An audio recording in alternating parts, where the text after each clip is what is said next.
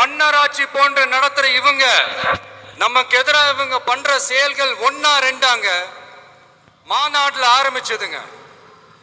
மாநாட்டில் ஆரம்பிச்சு அதுக்கப்புறமா நான் கலந்துக்கிட்ட அந்த புத்தக வெளியீட்டு விழா, நான் பறந்துரு போன அன்னைக்கு நம்மளுடைய 2ஆம் ஆண்டு துவக்க விழா அன்னைக்கெல்லாம் சிட்டிக்குள்ள எந்த ஹாலும் எந்த கல்யாண மண்டபம் கொடுத்துடக்கூடாதுன்னு அங்க போய் மகாபலிபுரத்தில் போய் அந்த ஃபங்க்ஷனை பண்றோம். ஏன் இன்னைக்கு பொதுக்குழு வரைக்கும் எங்கெல்லாம் எப்படியெல்லாம் தடைகள். ஓகே ரைட்டு, புரிஞ்சிச்சு.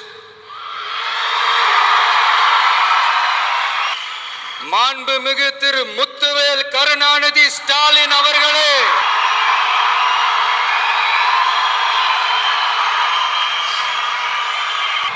பேரை மட்டும் வீராப்பா சொன்ன பத்தாதவர்களே, செயல்லையும் ஆட்சியிலையும் அதை காட்டணும் அவர்களே. ஒன்றியத்துல பாஜக ஆட்சியை ஒரு பாசிச ஆட்சின்னு அடிக்கடி அறைகூவல் விடுத்து விட்டு இங்க நீங்க பண்ற ஆட்சி மட்டும் என்னவா? அதுக்கு கொஞ்சம் கூட குறைவில்லாத அதே பாசிச ஆட்சி தானே. எனக்குமே தலைவலி தான் காலையில. ஒரு கட்சி தலைவனா ஜனநாயக முறைப்படி என் கழக தோழர்களையும் என் நாட்டு மக்களையும் பார்க்கறதுக்கோ சந்திக்கிறதுக்கோ தடை போடுறதுக்கு நீங்க யாருங்க?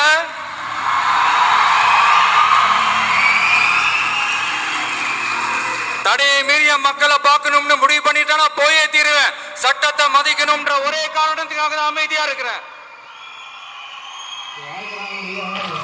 நேத்து வந்தவெல்லாம் முதலமைச்சர் ஆகணும்னு கனவு காண்றான்னு சொல்றீங்க.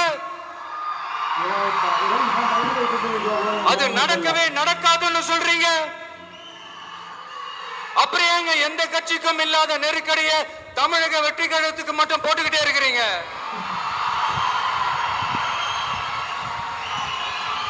அணை போட்டு ஆத்த வேண்டும்னா தடுக்கலாம், காத்த தடுக்க முடியாது.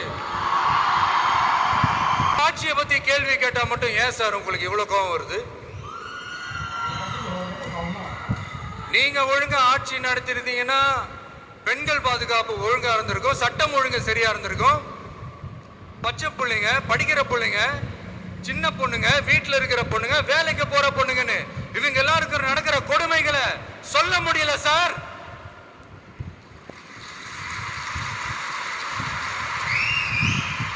இதுல வேற உங்களை அப்பான்னு வேற கூப்பிடுறாங்கன்னு சொல்றீங்க.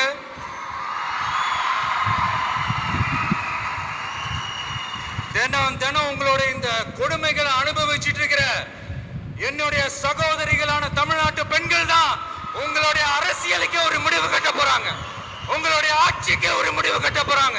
உங்களுடைய இந்த அரசியல்